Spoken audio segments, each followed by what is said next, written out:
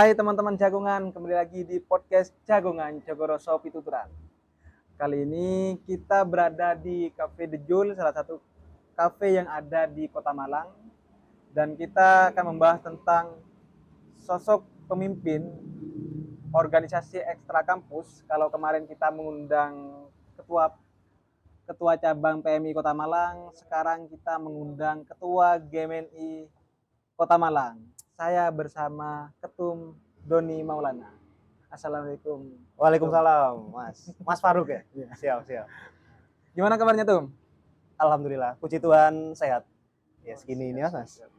Gimana baru dilantik kemarin ya? Iya, kemarin baru kita pelantikan bulan Juni sih. Tanggal berapa? 23 bulan Juni kemarin. Jadi memang saya kan baru terpilih di bulan Mei gitu ya. Jadi baru persiapan pelantikan dan terlaksana di bulan Juni.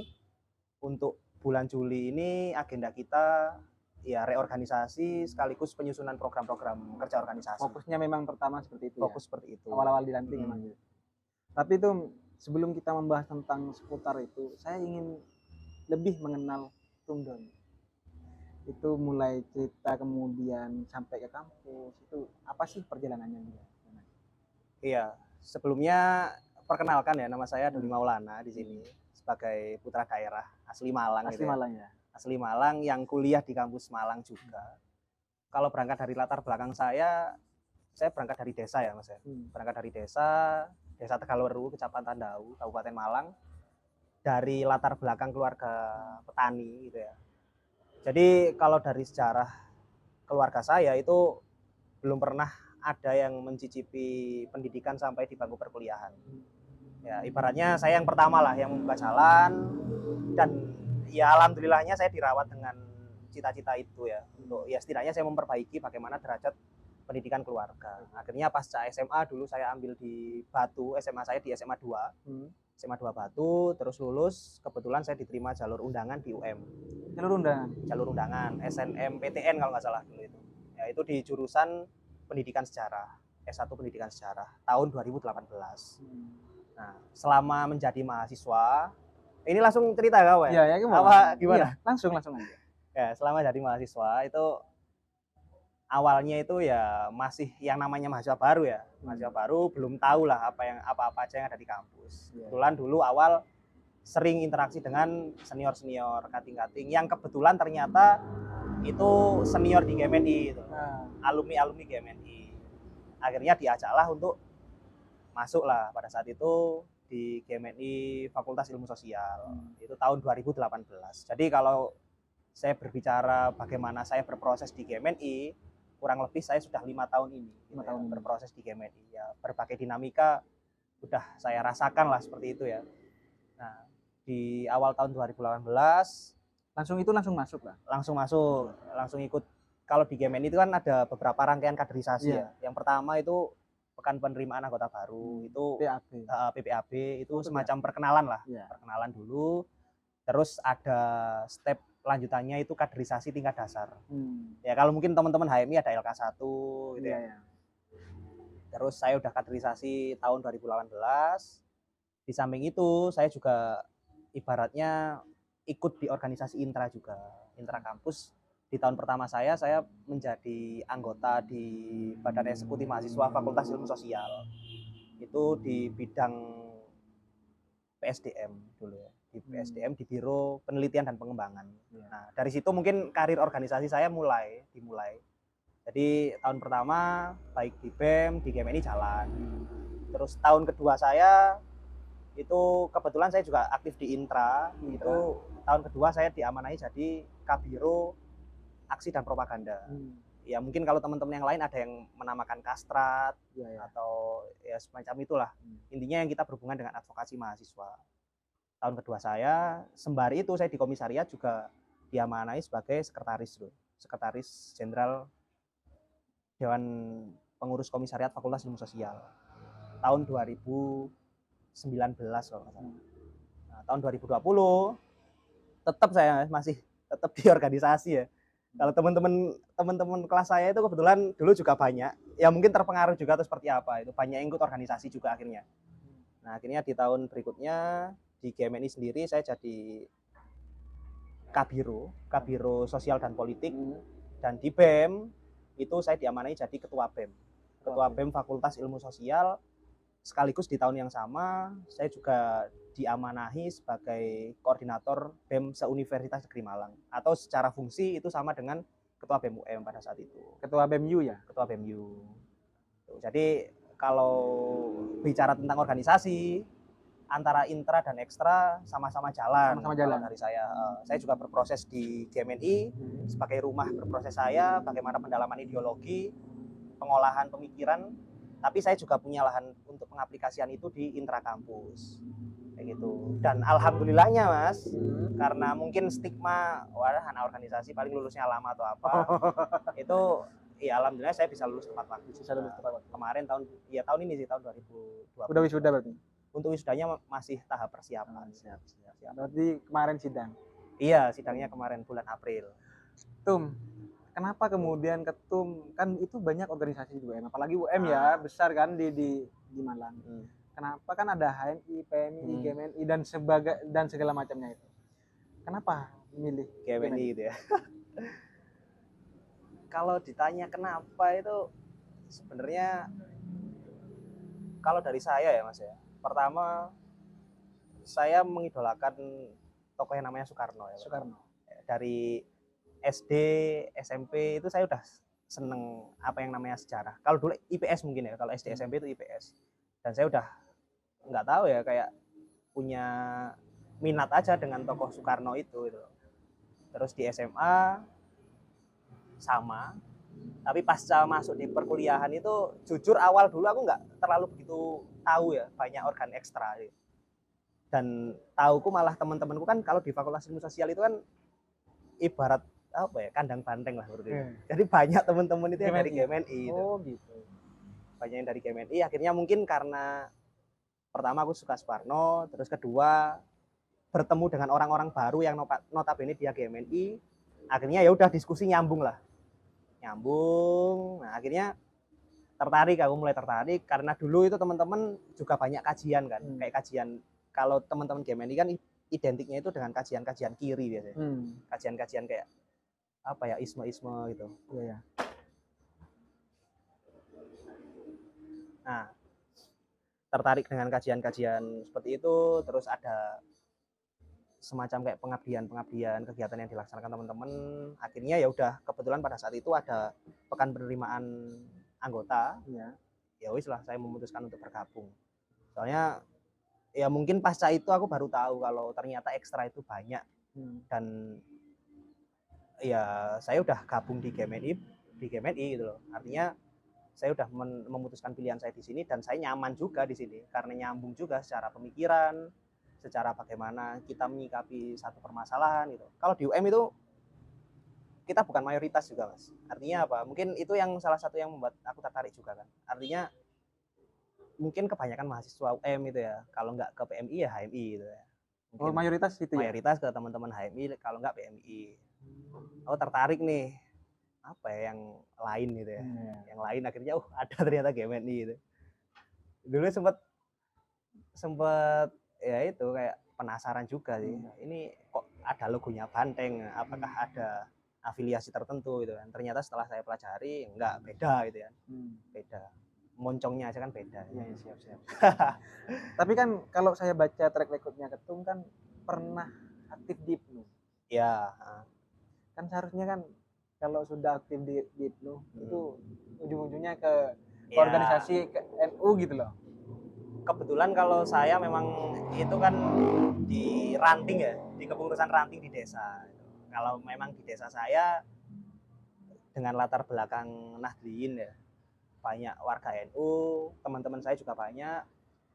Jadi ceritanya itu tahun pertama adanya IPNU di desa saya. Saya diajak, kebetulan saya juga sedikit banyak, artinya apa, membuka komunikasi dengan teman-teman di desa gitu. Akhirnya diajak lah, ayo gimana kalau misalkan kita menginisiasi organisasi pelajar NU. Ya nggak apa, aku bilang gitu. Terus pada saat itu aku ditembusi jadi sekretaris gitu kan. Jadi yang pertama, kepengurusan pertama. Itu sudah kuliah? Udah Udah, di tahun kedua kalau nggak salah, semester 4 aku. 2019. Nah, 2019 sampai 2021 kan. Tuh, akhirnya ya udah di ranting aku fokus ya sambil bantu-bantu teman-teman di ranting di IPNU, tapi tetap di kampus juga aku masih aktif ber-GMNI. Artinya kan ini juga nggak menyalahi ADART juga toh. Maksudnya kan lingkupnya beda antara di kampung sama di kampus. Tapi minim sekali loh orang teman-teman GMNI Nahdliyin. Ya. Kalau saya mengaca pada kampus saya yang mayoritas GMNI. Oh, masnya dari Unitri. Nah, Oh ya, dari Unitri. Mayoritas GMNI gitu ya. gitu. Oh, itu ya. Terus sekarang apa? Selain memang menyiapkan raker dan segala macamnya, apa 1 tahun ke depan GMNI Kota Malang ini mau dibawa kemana? Kalau saya berbicara tentang bagaimana saya membawa 1 tahun ke depan, satu periode ya. Kalau dalam GMNI cabang ini kan satu periode kepengurusan itu kan 2 tahun ya mas. 2 tahun. 2 tahun. Jadi saya sampai 2024. Jadi ada grand design yang saya bawa tentunya dalam membawa armada ini kan. Kalau mungkin nanti teman-teman juga bisa di searching di sosial media kami, di IG kami, itu ada namanya grand design. Bagaimana arah GMNI kedepannya akan saya bawa. Jadi saya membawa semangat elaborasi karya mas. Jadi dari situ saya pengennya kan ada reaktualisasi ideologi GMNI. Kalau kita bicara ideologi kan banyak. GMNI itu ada Marxisme, Pancasila, terus ada Pancalogi, dan saya fokusnya di Pancalogi ini. Pancalogi GMNI. Itu gimana Pancalogi itu? Ada 5 kan itu kan. Ada 5: ideologi, revolusi, studi. Yang 2 ini apa ya? Integrasi sama lupa satunya. Ya itulah 5 pokoknya ya. 5 itu dalam tugas-tugas kemasyarakatan. Tugas-tugas kemasyarakatan artinya apa? Saya dari visi dan misi yang saya bawa itu kita fokus pada bagaimana kita ini bisa bersuara apa enggak di masyarakat. Artinya kita tidak hanya sibuk berbicara tentang organisasi ya, maksudnya bagaimana memperbaiki organisasi, tapi kerja-kerja real yang ada di masyarakat. Maka dari itu kan dari visi dan misi yang saya bawa itu ada 10 bidang yang saya angkat hari ini ya. Itu selain kalau di ADART GMNI itu kan ada yang bidang-bidangnya memang harus ada mas. Kayak organisasi, terus politik, terus kesarinahan, terus organisasi kaderisasi gitu. Itu kan bidang-bidang yang harus ada. Nah, cuma saya pengennya di sini kita coba adaptasi dan sesuaikan dengan kondisi hari ini gitu kan. Makanya ada bidang-bidang yang berhubungan dengan organ-organ taktis gitu. Misalkan bidang kepemudaan dan pengembangan profesi. Pada hari ini kan tentunya bagaimana kita menjawab tantangan zaman itu kan selain kita harus memperkuat basis ideologi, kita harus juga bisa menerjemahkan itu dalam kehidupan bermasyarakat. Artinya apa? Harapan saya dengan adanya bidang-bidang seperti pengembangan profesi, ini nantinya bisa menjawab bagaimana kebutuhan dan juga kelebihan kader-kader yang ada di lapangan. Artinya apa? Kita tidak hanya membahas GMNI itu hanya marxisme, kita tidak hanya membahas GMNI itu hanya sebatas pancalogi, tapi bagaimana kita menerjemahkan itu. Misalkan ada kader-kader yang dari sosial humaniora. Nah, gimana kita nanti pemaksimalan sesuai dengan basis keilmuan masing-masing seperti apa? Atau mungkin kader-kader dari saintek, kader-kader dari IT misalkan. Nah, itu seperti apa? Kita menjawab tantangan itu. Artinya ini kan lingkup cabang begitu ya. Lingkup cabang ya, untuk basis akar rumput ya udah dilimpahkan ke komisariat aja, basis akar rumput, tapi tidak lupa akan ideologisasi dan internalisasi begitu ya.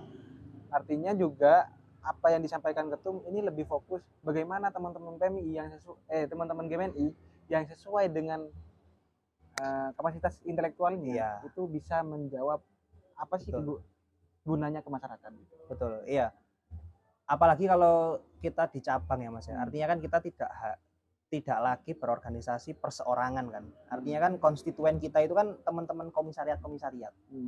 Dan masing-masing komisariat itu punya basic atau punya semacam coraknya sendiri atau kulturnya sendiri. Nah, artinya kita di cabang ya sebenarnya tugas kita di sini hanya tidak lebih daripada fasilitator, akomodator, dan bagaimana kita bisa memfasilitasi teman-teman yang ada di akar rumput itu, gitu kan.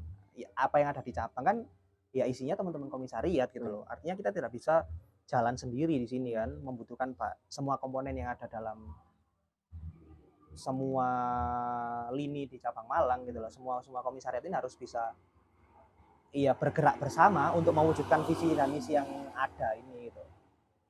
Seperti itu sih harusnya. Siap. Tum, kalau boleh tahu, kan ini tuh, mohon maaf ya jika ini memang sifatnya ranahnya privasi, jangan dijawab aja. Tapi kalau misal ini perlu kemudian kita beritahukan teman-teman agar tidak menjadi isu yang bertebaran.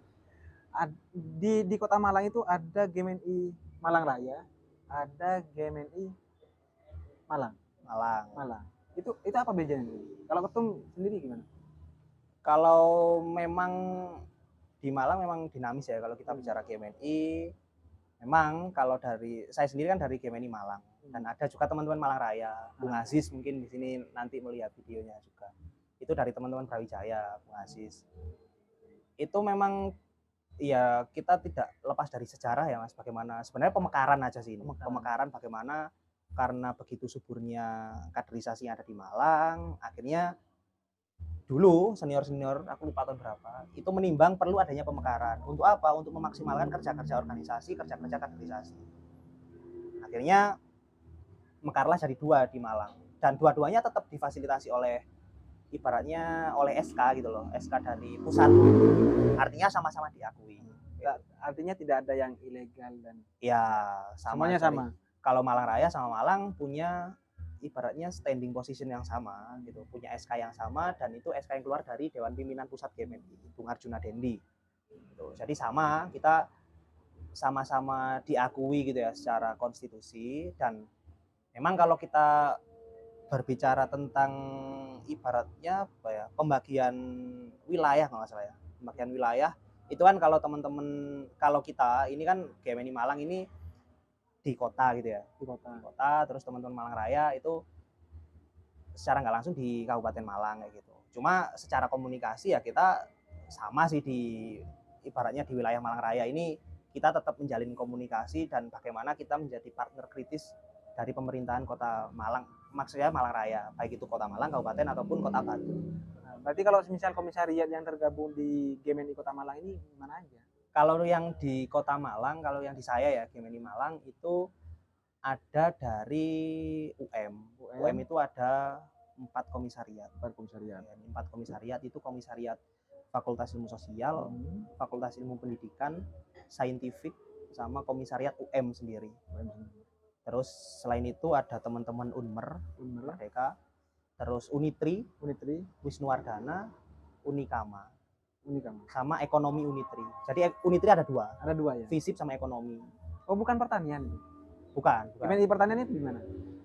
Kebetulan itu kalau kita bicara GMNI di Malang sebenarnya beda lagi kalau itu Mas. Ada lagi lah. Mungkin aku nggak bisa menjelaskannya di sini ya, mungkin nanti bisa off the record aja. Cuma nanti ada irisannya sendiri sih terkait GMNI yang satunya, dan mungkin itu bukan kapasitas saya untuk berbicara di sini gitu. Dan sebenarnya ada 2 lagi komisariat di GMNI Malang, tapi sifatnya caretaker itu masih persiapan. Itu ada di IPM, Institut Pertanian Malang, sama di IKIP Budi Utomo. Jadi total kita di sini membawahi 9 komisariat definitif sama 2 caretaker. Kalau bicara basis kuantitas kader yang GMNI Kota Malang itu ada sekitar berapa ribu? Kalau kader, kalau keseluruhan itu kebetulan ini kan saya masih mau pendataan ulang ya Mas. Iya. Mau pendataan ulang dan ini masih dalam tahap rekapitulasi sih sama teman-teman sekretariat. Soalnya dari tahun-tahun sebelumnya juga kita memang lemahnya di situ terkait bagaimana kita ibaratnya pendataan basis-basis akar rumput itu ya. Tapi mungkin hari ini yang sudah terdata, sudah terjangkau itu mungkin sekitar ratusan sih, 700 atau berapa. Ya. Itu di 9 Iya, di semuanya. Tapi itu masih bisa berkembang Mas ya. Artinya kan hari ini kita masih dalam tahap pendataan juga. Itu masih belum data final. Akhirnya bisa bertambah artinya gitu. Soalnya kan ini kaderisasi teman-teman kan terus berjalan. Kemarin di Unitri baru ada PPAB, terus di Wisnuwardana baru ada PPAB, terus di UM juga baru ada PPAB. Artinya kan terus bertambah itu, terus bertambah.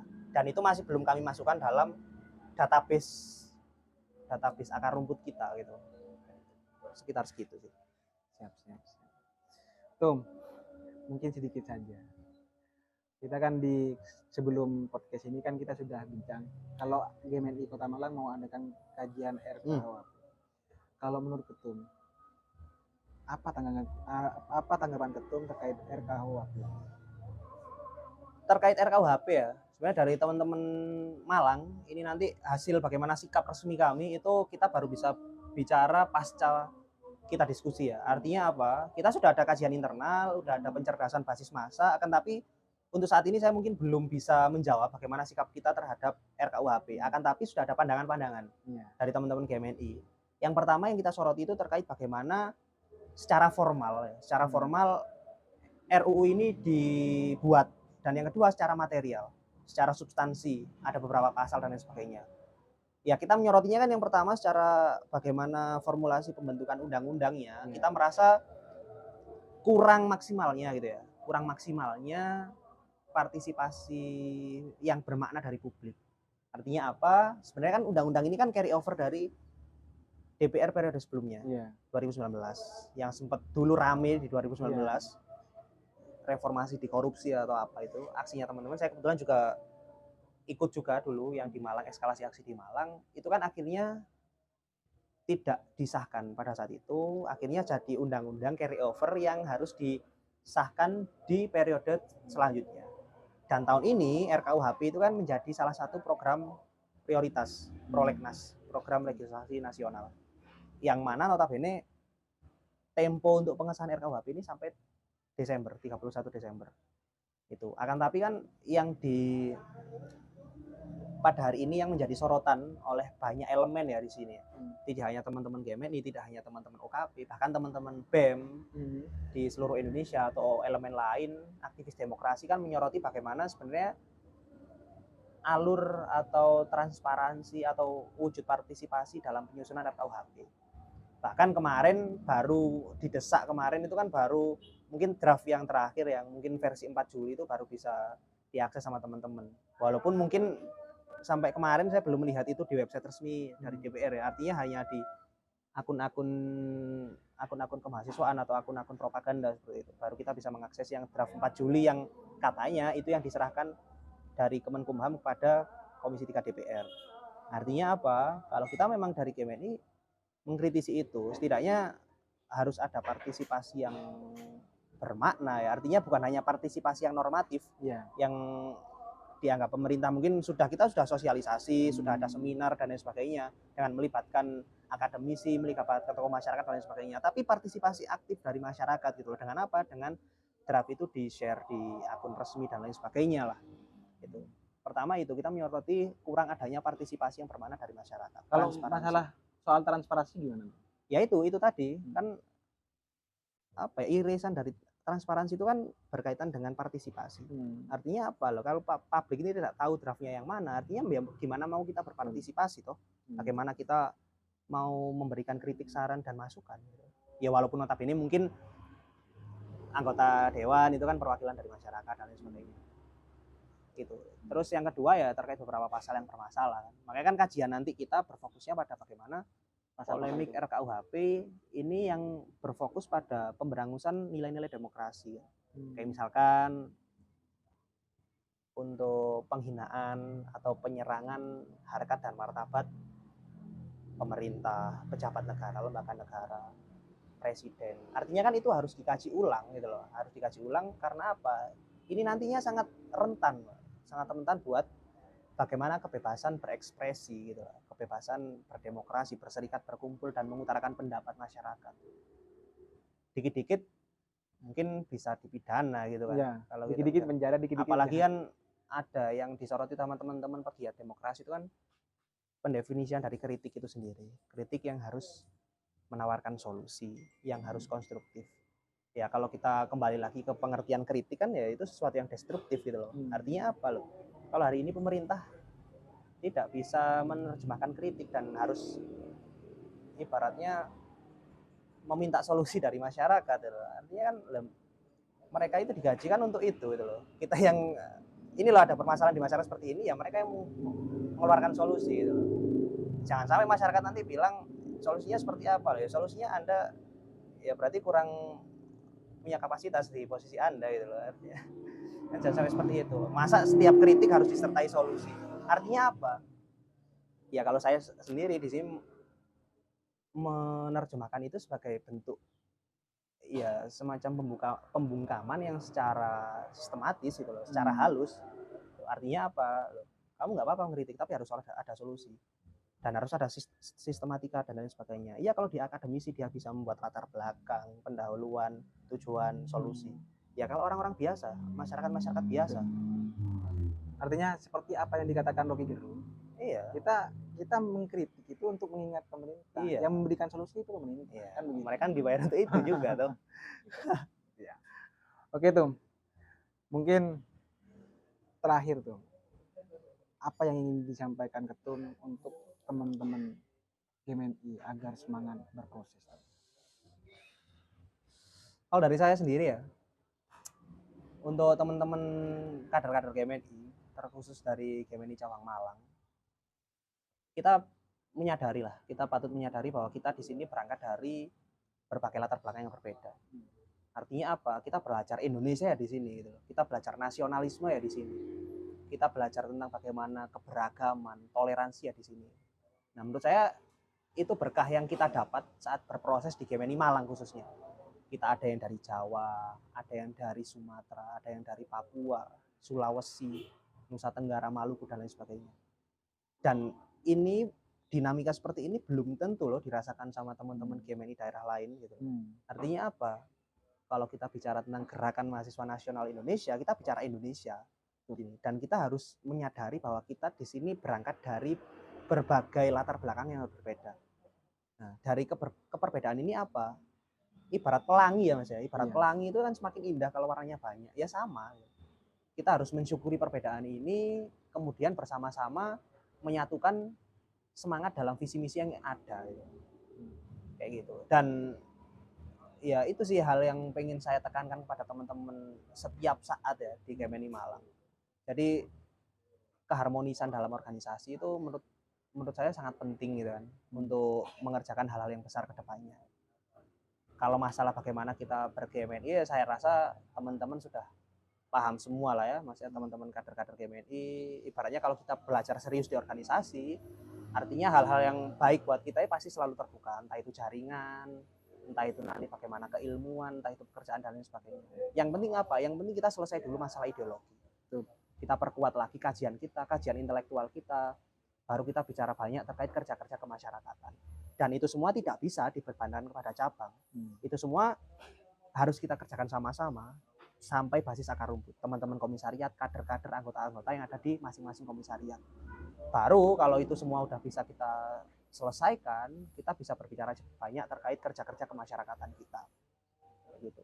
Tentunya sekali lagi GMNI Malang hari ini ya selalu berkomitmen pertama sebagai partner kritis pemerintah, partner kritis Forkopimda di Malang gitu. Dan yang kedua kita di sini juga selalu berkomitmen untuk sedikit banyak membersamai bagaimana perjuangan kaum marhai gitu. Kaum yang mungkin pada hari ini kan kita berbicara tentang tertindas oleh sistem ya. Kita coba terjemahkan itu dalam konteks hari ini dan kita mulai kerja-kerja organisasi di situ. Siap. Tum, kalau boleh tahu Tum, ada nggak kader yang dari Madura? Ada kok, ada kader dari Madura itu di kemarin pas saya datang di PPAB-nya teman-teman di Unitri itu juga ada dari Madura. Oh dari Madura ada? Biasanya itu masuk dari PMI kalau KMI. Iya memang. Tapi di UM juga kemarin ada juga sih teman-teman dari Madura. Madura swasta juga banyak. Gitu ya. Artinya apa ya? Ya kompleks lah kalau di GMNI. Dan pertama mungkin itu tantangan dan yang kedua ya patut disyukuri juga gitu loh. Artinya kan kita nggak perlu jauh-jauh harus ke Papua atau ke Kalimantan mungkin untuk mengenal orang sana, tapi kita bisa menemui itu di GMNI. Di kampus saya sendiri seperti itu, walaupun saya bukan GMNI ya, bukan GMNI, tapi melihat kultur yang ada di sana semuanya ada. Iya. Dari Sabang sampai Sampai Merauke. Merauke. Dan kebanyakan dari timur memang. Iya. Gak apa-apa, teman-teman apa ya, teman-teman itu juga sangat progresif juga kok kalau diajak diskusi itu kan. Kalau kita udah diskusi itu wes persetan kamu dari mana gitu loh. Yang penting kita adu gagasannya seperti apa gitu kan, yang konstruktif gitu. Bahkan saya mengira awalnya sampean itu dari timur. Dari timur, Jawa Timur. Kalau guyonan saya sama ketum sebelumnya itu, wah lah Bung, kita sama-sama dari timur. Saya dari Indonesia Timur, Bung dari Jawa Timur. Oh, kita gitu harus ya? solid tuh, Kak. Oh, Siap, Bung. Wah. Saya gitulah. Candaan sama teman-teman asik juga. Oke, teman-teman semua, teman-teman Jagongan, itulah perbincangan hangat saya bersama Ketum GMNI Malang, Ketum Doni Maulana. Siap. Doni Maulana. Jangan lupa ya, ingin tahu informasi. Oh iya, sekarang PB update mau masuk mahasiswa baru tuh. Iya. Apa promosinya tuh mumpung di sini? Wah.